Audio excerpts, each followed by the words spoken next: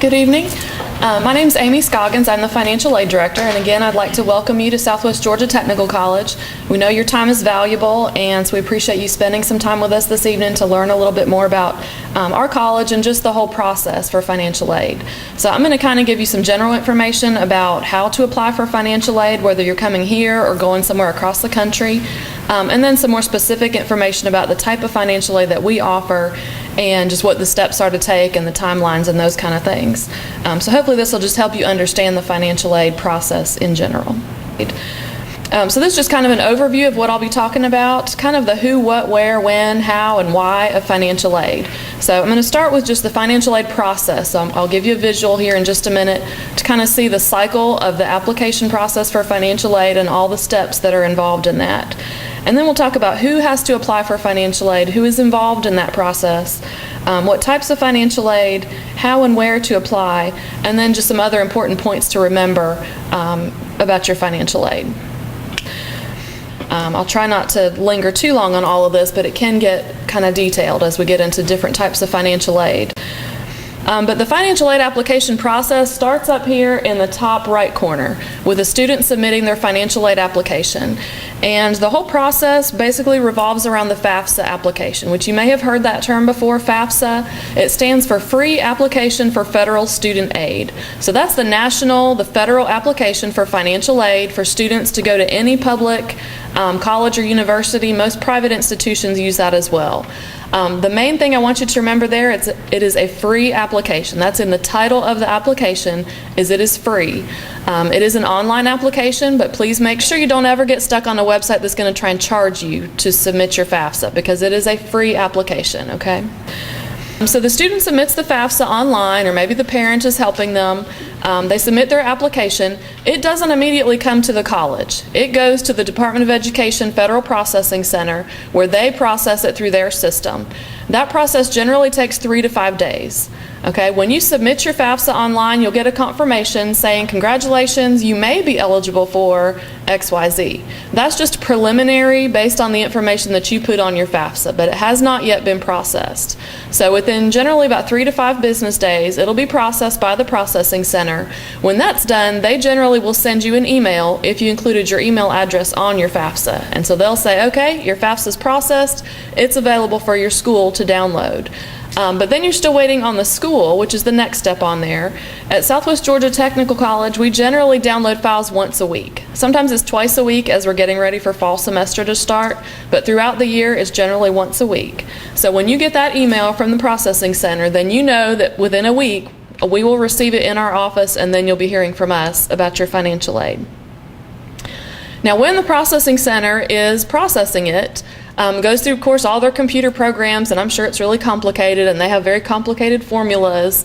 And so they're taking all the pieces of information that you put on the FAFSA, putting it into a formula. They're going to determine your EFC. Your EFC is your expected family contribution, and that's a federal term. But that EFC number is going to determine what kind of financial aid and how much financial aid you're eligible for. The processing center is also going to determine if you're selected for verification or not. And I'll talk more about that in a little bit, about who gets selected and what that means. But that all happens at the processing center. So once they've got you processed, then the college will receive your application in our weekly download. So then you can see there's a break-off. If you're selected for verification, we will notify you. We rely on student email at Southwest Georgia Tech. So we will send an email to your student email and your personal email if we have that on file, but your student email is going to be the official means of communication. We do also send letters in the mail with any handouts that we need if you are selected for verification. If you're not selected for verification, then it goes into the middle there, in the middle box, and that just means that you're not selected, your application's good to go. We'll go ahead and process your application, determine what aid you're eligible for. If you've already been accepted into a program of study, we'll go ahead and send you an award notification. It's going to tell you to log into your Banner web account, and then you can see exactly how much financial aid, whether it's federal or state aid, that you're eligible for. So if you are selected for verification, we notify you by email and through the mail. Then it's up to you to submit those documents back to our office. Okay, so once we've notified you, it's up to you. The student has to be responsible to get those documents back to us with all required signatures. Then the verification process takes place. And so what that means is our office reviews your FAFSA application. That's the information you put on there, how you answered those questions. And then the verification documents, we just have to match those up. So we have to say, okay, you put this much income earned from work on your FAFSA, but your tax return says something different, or your W-2s say something different. You could have mixed the numbers up, maybe you looked at the wrong line on the tax return. The verification process is just a checks and balances kind of thing to make sure that the financial aid is processed accurately. And so we'll match that up. If there is an error and we need to make a correction, the college and in the financial aid office, we will submit that correction and it'll go back to the Federal Processing Center. And so then the cycle starts all over again, okay? Anytime we make a correction, it's always possible that the processing center could flag it for something else. Sometimes if the student put their Social Security number wrong on their FAFSA when they did it the first time, and then they'll bring us their Social Security card, and then we submit a correction to correct it, it could trigger something else. So occasionally students will say, well, how come you didn't tell me I needed all these forms up front? It's because we didn't know. You know, we tell you what we need when we know that we need it, but as we make other corrections or as we see conflicting information, then we may have to make other changes or collect more information later. If no correction is required, if your FAFSA was accurate when you submitted it, then we just go back there into the middle, we process the application and determine how much and what types of financial aid you are eligible for. And so this cycle repeats every year. You need to apply for financial aid every year prior to fall semester. And so you can kind of see it's just a cycle, but this is going to take place at least once a year for college students. So who has to apply for financial aid, or who should apply for financial aid? Everyone that wants to enroll in college should apply for financial aid. Even if you think, well, my parents made way too much money, there's no way I'm going to qualify, or whatever situation's going on in my finances, there's no way I'm going to get financial aid. So even if you know you're not eligible, I would still encourage you to apply, just so that the FAFSA application's out there if it needs to be used as a reference for other types of aid. Okay, so who is involved in the application process? Obviously the student, but when you're talking about financial information, who do you have to include on there? It's going to depend if you're married, if you're not married, if you have kids or don't have kids, how old you are, all those kind of things. So the student obviously is involved. If the student is married, they have to include the spouse's information on there as well, so their financial information. If the student is considered dependent, they have to include their parents, and we'll talk more about which parents have to be included in just a minute. The Department of Education Federal Processing Center is involved. I just said that they're the ones that are going to determine your EFC. They will notify us if you're selected for verification. Georgia Student Finance Commission. This is the agency, the state agency in Georgia that administers the HOPE program. So for HOPE Grant, HOPE Scholarship, the Accel programs, Georgia Student Finance Commission, they're also going to receive your FAFSA, and then they'll let us know what kind of HOPE funds you may be eligible for. And then obviously the college is involved in this process. So who submits information? Who has to be included? This is going to hinge to a large degree on whether the student is considered dependent or independent. And it's not as clear-cut as you might think sometimes. A student may think, well, I'm 21, I've been living on my own since I was 17. Unfortunately, unless they meet these criteria, they're still going to be considered a dependent student. These are the criteria to be an independent student.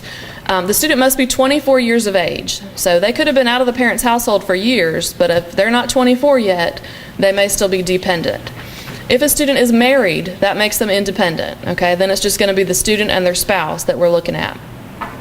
If the student has a child and they financially support the child, they have a job, they're making enough money to provide a household for them and their child, that makes them independent. Active duty military students and also veterans. So if you join the military right out of high school and you're now a qualified veteran, then you're considered an independent student. And then also students who already have a bachelor's degree. Now, if you already have a bachelor's degree, you're not going to be eligible for any financial aid that we offer, but that makes you an independent student. So otherwise, if none of those criteria apply, the student is going to be considered a dependent student.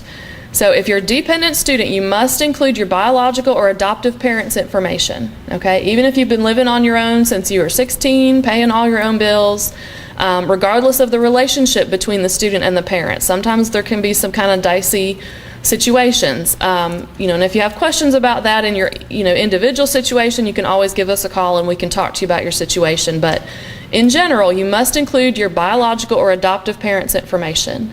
If a student has a legal guardian other than the parent, if grandparents are raising the student, they just need to talk to us about that. But the only other person but the student and their spouse whose information you would include would be the parents. You would never put grandparents' information or a legal guardian's information on the FAFSA. For dependent students, obviously if mom and dad are married to each other, that's pretty clear cut. You include student and you include mom and dad's information. So this can be their tax information, their personal information. If mom and dad, your biological parents, are not married to each other, if they're divorced, then you would include the parent who provided the most financial support during the past 12 months. So if you've been living with mom, you would include mom's information.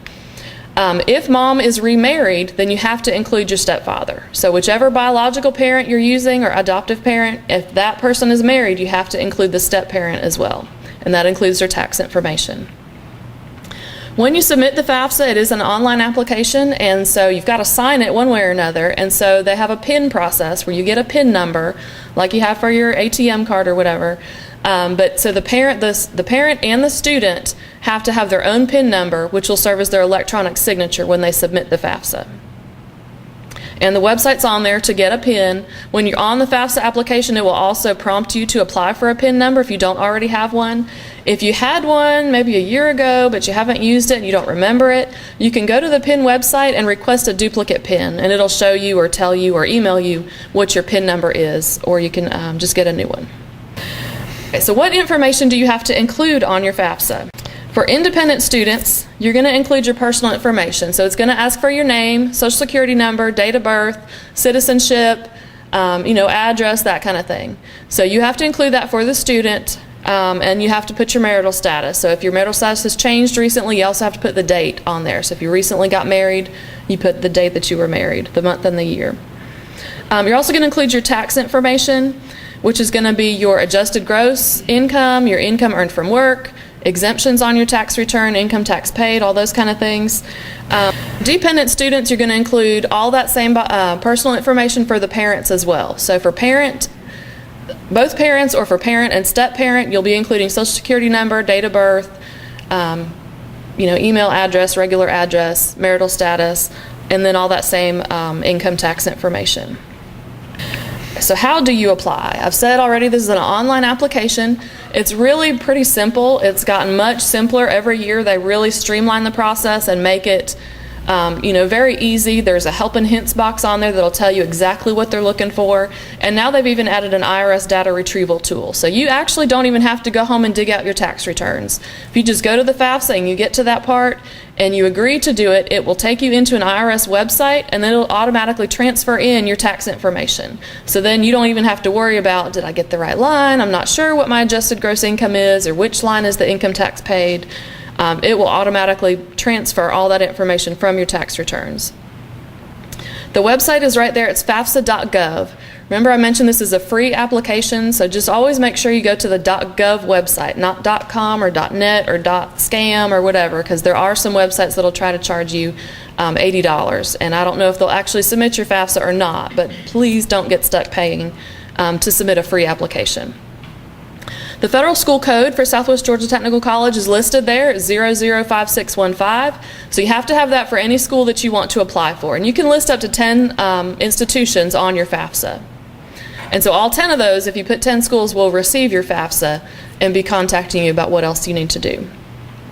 And then again, the IRS data retrieval tool, the student and the parent can do this. You both can do it, or one or the other can do it. If only one person filed taxes, then you could use the IRS data retrieval, and the other one would not have their information to put on there. If you do the data retrieval, it's going to reduce your chances of being selected for verification. So it's going to streamline the process. Basically, this is going to tell the Department of Education that your information is accurate because it came straight from the IRS. So they know it's accurate, we know it's accurate, It'll reduce your chances of being selected. If you are still selected for verification, you won't have to give us your tax returns. And actually, we can't accept your tax returns anymore. You would have to get a tax transcript from the IRS. But if you've done this IRS data retrieval, you won't have to get that for us either. We'll already know that it's accurate, and we can skip that step. Okay, this is just a screenshot of the FAFSA website. If you go to fafsa.gov, this is what you're going to see.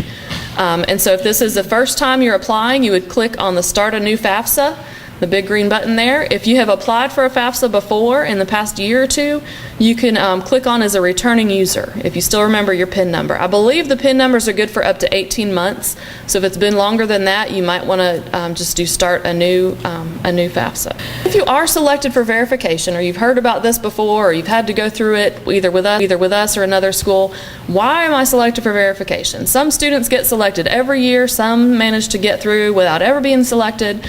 I will tell you, over 50% of applicants for financial aid at our institution are selected for verification. So chances are, sooner or later, if you're going to be coming to school here, you will be selected for verification. I mentioned earlier the Federal Processing Center determines who is selected for verification. For some students, it's just random. They just want to kind of make sure and kind of spot check that everyone's information is accurate. The purpose of the verification process is just to make sure that the federal funds are awarded accurately, that eligible students are receiving them, that we're not, giving money to students who are not eligible. Some students are selected because there's some unusual information. Something just looks a little off. Sometimes if a student puts, I made $20,000 in income and I paid $20,000 in taxes, that's probably not accurate. And so if that's, what you put on your FAFSA, you'll probably get selected for verification. Sometimes if there is a significant change from the previous year, if you did a FAFSA one year and you only had 2 people in your household, and now you say you have 7 people in your household, you might get flagged for verification because it just might look a little questionable. Maybe you made a keystroke error, maybe it was a mistake, or maybe there are valid reasons, but they just want to double check and make sure everything's accurate. But it can also be random, so it does not mean that you did something wrong. It doesn't mean you're going to, have a big audit or anything like that. It just means you'll have to provide some documentation to us. And so if you're selected, the student and the parent or the spouse would have to submit the IRS tax return transcripts to the institution. Like I said, if you did that data match, you won't have to get the tax transcripts. Usually then it's just a simple worksheet that you fill out for us, and then we go on from there. Depending what you put on your FAFSA and what they flagged you for, there may be some other forms that we need to complete verification, and we'll send those to you. You can also print them off the college website or through your Banner web account.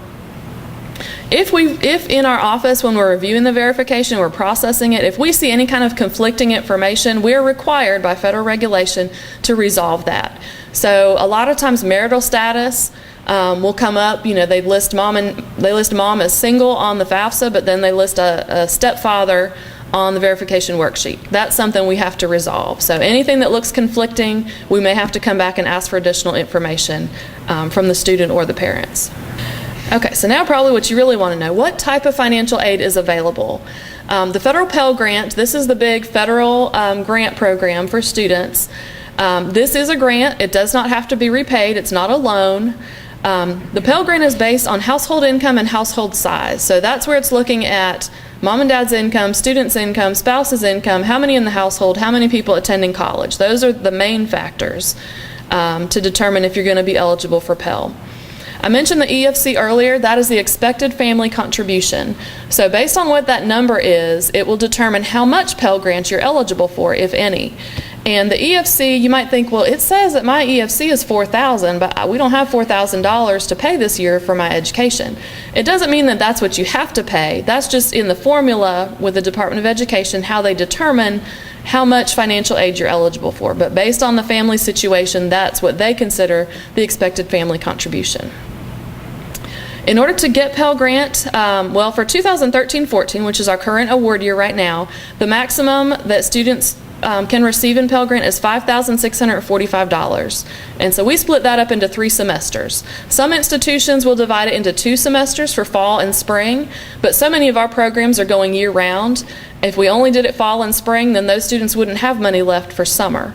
And so since we're year-round, we split it into fall, spring, and summer. Okay, so the maximum would be $1,882 per semester. To get your full amount of Pell Grant, or to keep your full amount of Pell Grant, you have to stay enrolled the entire semester. If you withdraw completely, we have to recalculate your Pell Grant eligibility for that term. As I said, Pell Grant does not have to be repaid as long as you remain enrolled. There is a lifetime limit now on Pell Grant. So if you got Pell Grant, 10 years ago at some other school, they are now going to include that amount, however much you received then, and they'll add it into what you receive from this point forward. Once you've received the equivalent of 6 years of full-time enrollment worth of Pell Grant, then you will have maxed out on your Pell Grant eligibility. And that's for at any school, not just at our institution. The SWG grant is the Supplemental Educational Opportunity Grant. This is another federal grant. This is for students who are eligible for Pell and who have the highest unmet need. So where their Pell isn't covering all of their financial aid and they still have more financial need based on their FAFSA, they may be eligible for the SWG grant. Students have to be enrolled at least half-time to get the SWG grant, and it pays $200 per semester. And we do have limited funds for this, so not all students who are eligible are able to receive it, because once we've awarded the money, then there's no more funds for that year for the SWG grant. The Federal Work Study is another federal program. This provides part-time jobs on campus to students. So if you or your student is going to need a part-time job, but you're worried about class schedules and family responsibilities and how am I going to fit in work, Work Study students are able to work up to 20 hours a week in different offices around campus. So they may work in the library or in financial aid or in the admissions or other student affairs areas, but the hours can be very flexible. So they can go to work and go to class and come back to work and go back to class, or change their schedule every semester as their classes change. So that if that's something that appeals to you, you can apply online at the college website. You just go into the Job Center and create an account, and then you can submit your application and upload a resume. These students do have to be on regular financial aid status. You have to keep your grades up to be a work study, because that's your primary purpose for being here, is to be a student and to do well in your classes. Okay, so this is information on the state aid programs available for Georgia residents, and there are specific residency requirements for all these programs. If you've been a Georgia resident forever and you graduated from a Georgia high school, then you would meet the requirements. But if you're a recent transplant to the state, or you graduated high school in another state, you might have questions about the residency requirements. Hope Scholarship is for degree level programs, and I'll talk about Hope Grant in a minute, and so a lot of times they get confusing about what the difference is, but the main difference is which program you're in. So Hope Scholarship is for associate degree level programs. The student needs to request a GPA evaluation from us, from the financial aid officer. Just let us know, I need to see if I'm eligible for Hope Scholarship. Whether you're a recent high school graduate and you know you're a Hope Scholar based on your high school GPA, or if you've been to school at other institutions and we need to evaluate your transcripts from those schools to determine if you're eligible. Hope Scholarship recipients have to have a 3.0 GPA at certain credit hour checkpoints, and they're listed up there: 30, 60, and 90 credit hours, and the end of every spring term. And so that's why we need those transcripts from every other school you've attended to see how many credit hours you took at each of those schools and which checkpoint are you at when we're evaluating your GPA. The Hope Scholarship right now pays 73% of tuition for all of the technical colleges. Tuition right now is $85 per credit hour, but Hope Scholarship will pay $62.57 of that. Okay, so that's just the tuition charge. This would mean that the student is still going to be responsible for 27% of the tuition charge, plus fees, plus any book expenses that they have. Now, if the student has Hope and Pell, the Pell Grant would be applied towards that balance of the tuition and fees and books. But if all you have is a Hope Scholarship, you're looking at 27% of tuition plus fees and books. And Hope Scholarship will pay up to 127 credit hours at any institution. So if you've been to other schools and used some up, that's, you're using up some of your allotment for Hope Scholarship. The Zell Miller Scholarship is also for degree programs, so associate degree or bachelor's degree programs. This is for the highest achieving high school graduates. So if you're the valedictorian or salutatorian of your high school class, or you made really good test scores and had at least a 3.7 GPA when you graduated high school, you may be eligible for Zell Miller. Zell Miller pays 100% of tuition. So it's basically the same as Hope Scholarship except for the GPA requirements, and it will pay 100% of that $85 tuition charge versus 73% that Hope Scholarship pays. But Zell Miller students have to maintain a 3.3 GPA at all those same checkpoints. Okay, the Hope Grant program pays the same as Hope Scholarship, but Hope Grant is for diploma and certificate level programs. So if you want to do cosmetology or the LPN program or any of our certificate or other diploma programs, you may be eligible for Hope Grant. And there's no upfront GPA requirement for Hope Grant, where there is for Hope Scholarship. And it only requires a 2.0 GPA, so that's a C average. But a 2.0 GPA at 30 and 60 credit hours. And it will pay 73% of the tuition charge, and it will pay up to 63 credit hours at any institution for Hope Grant. Now this last one here, Strategic Industries Workforce Development Grant, is a mouthful. We're just calling it the SWG grant. That's not really how it's spelled, but that's a lot easier to say. This is a new grant that started this semester. It's through separate funding through the state, so I don't know if this will be around indefinitely or if this will be a short-term program. But this program is offering additional financial aid to students who are enrolled in the LPN or the Practical Nursing program or the Early Childhood Care and Education Diploma program only. So only those two programs. It also does offer funds for commercial truck driving, but we do not offer that program here at Southwest Georgia Tech. So students they have to be receiving the Hope Grant. So if you're already in those two diploma programs and you're receiving Hope Grant, then you're automatically eligible to receive this grant as well.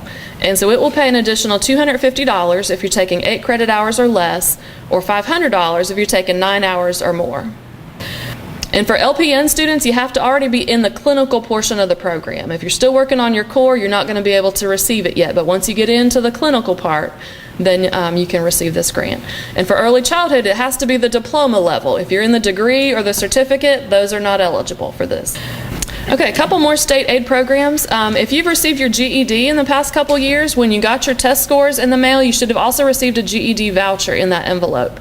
That voucher is good for $500 to use towards your educational expenses at an institution in Georgia, but you do have to use it within 2 years of earning your GED. And all you have to do is bring us that GED voucher. We ask for a copy of your identification. You also have to apply for financial aid. So you have to have a FAFSA in the process in order for us to award the GED grant as well. And then Excel, this is for high school students who they want to take degree level core classes while they're still in high school. Excel funds are available for that, and 100% of tuition is covered for those students in high school. The high school counselor does have to approve that application, and there is also a separate Excel application that the student has to submit every semester. Okay, so it's every semester for individual courses when you apply for Excel. Okay, so when do you need to apply for financial aid? The financial aid fiscal year runs from July 1st through June 30th every year, and so a good rule of thumb is when you file your taxes in the spring, in the late winter, early spring, wait about 3 to 4 weeks, and then you need to submit your FAFSA application, and that will be good for the next fall semester. So it'll be good for August. You might be submitting it in February, March, April, but if your taxes are done by April 15th, by May 1st, you should be submitting your FAFSA online to make sure everything gets processed in time. FAFSA is good for fall, spring, and summer. So if you just did your FAFSA, or if you want to come in the spring, you can do it now. It'll be good for spring and next summer. Okay, but when you do your taxes, you need to turn around and renew your FAFSA. And we tell you to wait 3 to 4 weeks after you file your taxes electronically.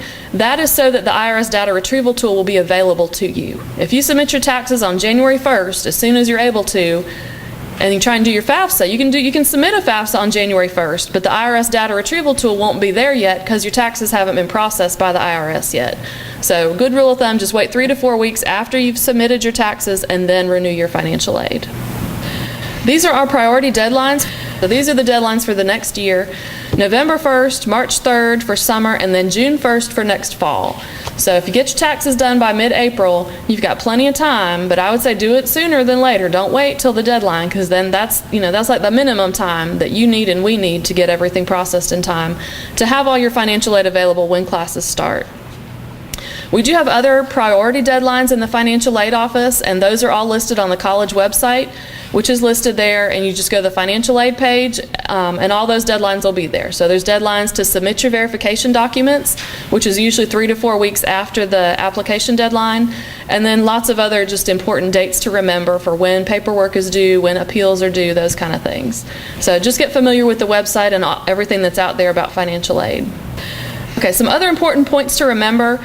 Once you've submitted your application, there's still some things that you need to do as a student. You're responsible for meeting those deadlines. When we notify you that you are selected for verification, you need to follow up on those notifications quickly. If we send you the forms, go ahead and fill them out. Don't wait for it. Go ahead and fill them out, get any signatures that you need, and get them back into us. But also check your student email regularly. Once you submit an application to the admissions office and get accepted to a program, you have a student email account and you have access to your Banner web account. So you need to be familiar with those. Even if you're forwarding your student email to your personal Yahoo email or whatever, be familiar with your student email, because that's how we're going to notify you.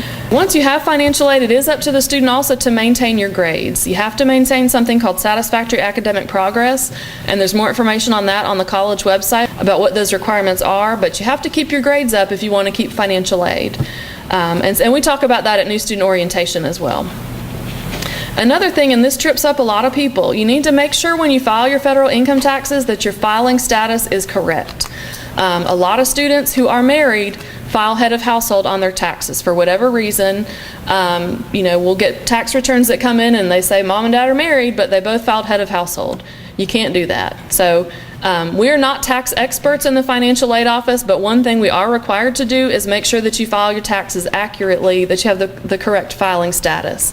And if you don't file the correct filing status, it will greatly delay your financial aid. If we tell you that you have to go back and amend your tax returns and wait for all that to be processed, that's going to slow things down a lot. So just make sure your taxes are done correctly.